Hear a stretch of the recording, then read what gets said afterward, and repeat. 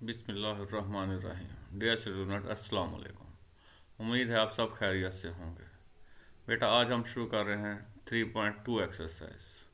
आपको याद होगा जब हमने चैप्टर 2 किया था, मैंने आपको बताया था कि 2.3 एक्सरसाइज जो है चैप्टर 2 की बेस है।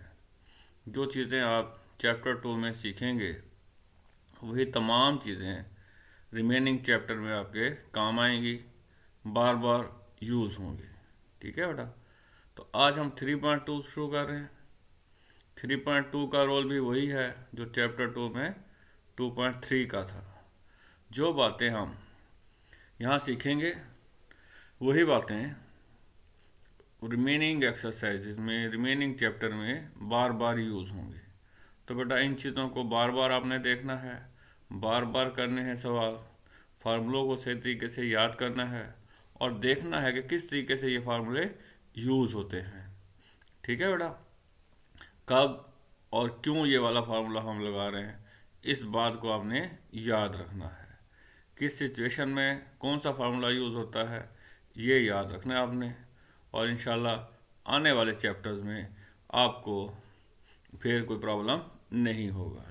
3.2 सही तरीके से जब आप सीख लेंगे तो फिर इंशाल्लाह बाकी जो आपका चैप्टर है वो आपके लिए आसान हो जाएगा। लेकिन इसके लिए शर्त यही है कि इसको अच्छे तरीके से करें, तवज्जो के साथ करें और ये सीन याद रखें कि ये वाला फार्मूला किस वक्त हमने यूज़ करना है। ठीक है बेटा। सिचुएशन आपने याद रखनी है कि किस सिचुएशन में कौन सा फार्मूला हम यूज़ करते हैं। ठीक है बेटा जी। तो अब हम फिर 3.2 एक्सरसाइज शुरू कर रहे हैं। उसका पहला सवाल आपके सामने है। तो बेटा आप देखें, हमें कहा गया एवेलुएट द इनडेफिनेट इंटीग्रल। तो इंटीग्रल हमें गिवन है और हमने इस चीज़ को फाइंड करना है। तो बेटा जी अब यहाँ पर क्या किया हमने कि जो हमारे पास इंटीग्रल है आपके सामने आ गया। अब जिस तरह डेरिवेटिव में, डेरिवेटिव हर फंक्शन का अलग हो जाता है। जब दो फंक्शंस प्लस या माइनस हो रहे होते थे तो डेरिवेटिव हर फंक्शन का अलग हो जाता था। ठीक है बेटा। तो यहाँ भी ऐसे ही है बेटा। ये जो इंटीग्रल है, ये देखें, फर्स्ट फंक्शन का लहदा, ये सेकंड है इसका लहदा, ये थर्ड है इसका लहदा। तो नेक्स्ट स्टेप में आप चेक करें तो यही काम हमने किया है। फर्स्ट टर्म का इंटीग्रल, सेकंड का इंटीग्रल और थर्ड का इंटीग्रल। ठीक है बेटा। अब यहाँ पर फिर क्या होता है, ये जो कांस्टेंट है ये इंटीग्रल से पहले आ जाता है। तो देखें, कांस्टेंट जो 3 था इंटीग्रल से पहले आ गया, यहाँ पर कांस्टेंट 2 था इंटीग्रल से पहले आ गया। ठीक है। और रिमेनिंग जो भी फंक्शन है वो सेम आ जाता है। ठीक है बेटा। अब हमने देखना ये है कि इंटीग्रल का कौन सा फार्मूला यहाँ पर यूज़ हो सकता है। तो बेटा आप देखें तो हमारे पास जो रकम इस वक्त मौजूद है उसकी शक्ल इस तरह की है। ये मैंने फार्मूला लिखा हुआ है, तो इस फार्मूले की शक्ल देखें तो इसमें क्या है, ये मैंने हाईलाइट कर दिया है। ठीक है बेटा। तो इसमें जो हमारे पास है x की पावर है n, तो हमारे पास जो रकम मौजूद है उसमें भी देखें x की पावर है 2। तो इसका मतलब क्या हुआ कि यहाँ पर पावर रूल हमें लगाना पड़ेगा। और पावर रूल किस तरीके से लगता है कि जो भी पावर है उसमें 1 ऐड करते हैं हम। तो यहाँ देखें पावर 2 थी, 2 में हमने 1 ऐड कर दिया और जो नई पावर बन जाएगी 2 + 1 बन गई ना, तो इस 2 + 1 से डिवाइड कर देंगे। ठीक है बेटा। इसी तरह नेक्स्ट में देखें, यहाँ x की पावर है 1, x की पावर कितनी है 1। ठीक है। तो 1 में फार्मूले के मुताबिक, पावर रूल के मुताबिक 1 ऐड कर दिया, 1 + 1 हो गया और इसी पावर से डिवाइड कर दिया 1 + 1। ठीक है बेटा। अब नेक्स्ट स्टेप में क्या किया हमने, तो पावर अब देखें 3 हो गई तो x³ बन गया। ठीक है। और ये डिनोमिनेटर में 2 + 1 3 हो गया, तो ये नीचे वाला 3 इस ऊपर वाले 3 से कैंसिल हो जाएगा। ठीक है बेटा। अब यहाँ पर नेक्स्ट टर्म में देखें 1 + 1 2 हो गया, तो ये 2 ऊपर वाला 2 से कैंसिल हो गया, बाकी क्या बच गया x²। अब बेटा यहाँ पर x हमने लिखा हुआ, अब ये देखें x कैसे आया हमारे पास, ये जो dx है, dx के साथ यहाँ पर 1 है जो हमने लिखा नहीं है ना, तो 1 का इंटीग्रल क्या होता है x। याद रखने के लिए आप क्या कर सकते हैं कि x का डेरिवेटिव क्या होता है 1, इसलिए 1 का इंटीग्रल उसका इन्वर्स है ना, प्रोसेस है, ठीक है। तो 1 का इंटीग्रल क्या हो जाएगा, x, ठीक। तो ये हमारा आंसर आ गया। और फिर हम क्या करते हैं, प्लस c लिखते हैं, और c क्या चीज़ है, यहाँ पर कांस्टेंट ऑफ इंटीग्रेशन है, ठीक है बेटा। तो ये हमारा पहला सवाल का फर्स्ट पार्ट हो गया बेटा। अब दूसरा पार्ट हम देखते हैं।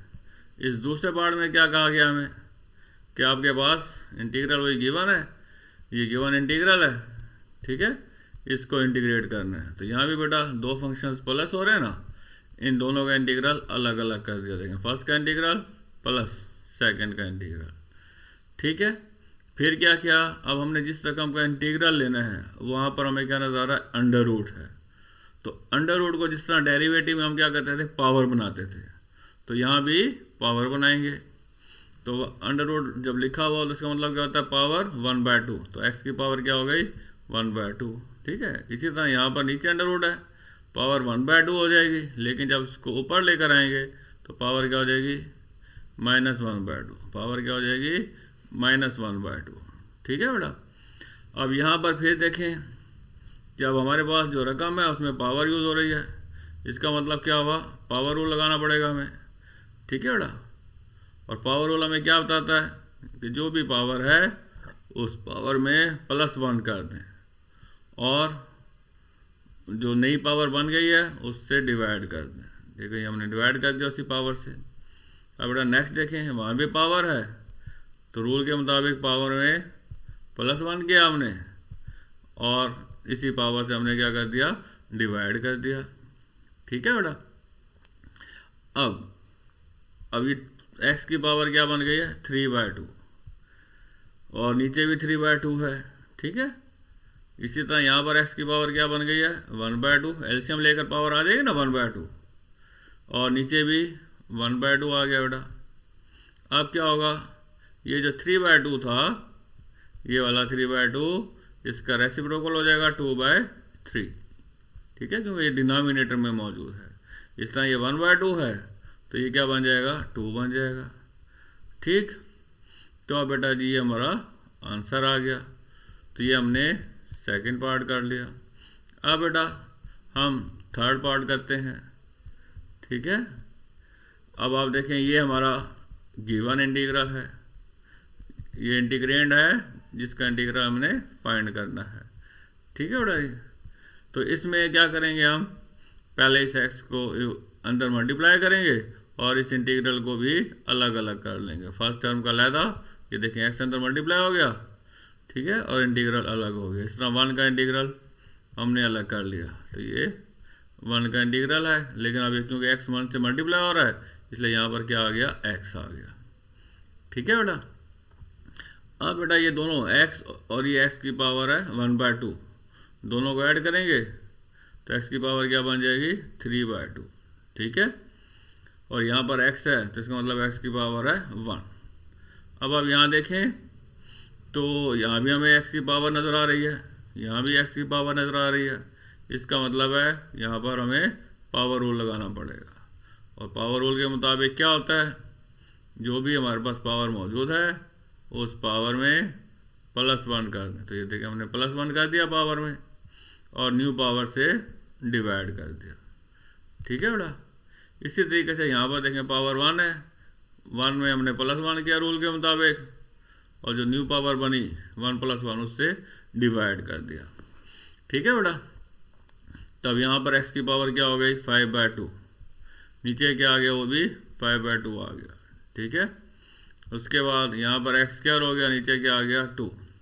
अब बेटा ये 5/2 जो है ये क्योंकि डिनोमिनेटर में मौजूद है उलट जाएगा, यानी इसका रेसिप्रोकल हो जाएगा।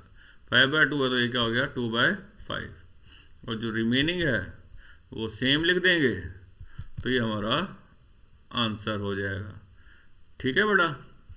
अच्छा बेटा अब नेक्स्ट क्वेश्चन बेटा, इस क्वेश्चन में हमें ये बड़ा क्वेश्चन, यहाँ पर रूल जो यूज़ हो रहा है वो है तो पावर रूल ही, लेकिन बेटा इसमें थोड़ा सा काम जो है पहले के मुकाबले में चेंज है। तो इसमें क्या होगा बेटा जी, आप देखें अब नेक्स्ट जो है ये हमारे पास है जिस पर हमने पावर रूल अप्लाई करना है। तो ये बेटा हमें देखें, ये गिवन इंटीग्रल है। इससे पहले जो हमने पावर रूल लगाया ना, अब यहाँ पर 2x प्लस 3 उसकी पावर है 1/2। ठीक है, 2x प्लस 3 की पावर है 1/2। तो बेटा इसमें इससे पहले जो हमने सवाल किए हैं वहाँ पर सिंपल x की पावर थी, x की पावर 1/2 लिखा हुआ था, कहीं पर x की पावर 3/2 लिखा हुआ था, कहीं पर x² लिखा हुआ था, कहीं पर x की पावर 1 लिखा हुआ था। ठीक, तो बेटा हमने क्या करना है, यहाँ लगेगा पावर रूल ही, लेकिन क्या है ये वाला रूल देखें, ये जो मैं निशान लगा रहा हूँ, ये रूल हमें अप्लाई करना पड़ेगा। तो इस रूल में क्या है, f कोई फंक्शन है x से डिफरेंट ना, उसकी पावर है n, और साथ में f का डेरिवेटिव यानी कि f ऑफ x देखें यहाँ पर इंटरनल फंक्शन है, तो इंटरनल फंक्शन का डेरिवेटिव साथ होना चाहिए, मल्टीप्लाई हो रहा हो, इंटरनल फंक्शन का डेरिवेटिव साथ मल्टीप्लाई हो रहा हो, तो फिर हम पावर रूल लगा सकते हैं। ठीक है, फिर रूल वही है कि जो भी पावर है उस पावर में +1 करें और न्यू पावर से टोटल को डिवाइड कर देना।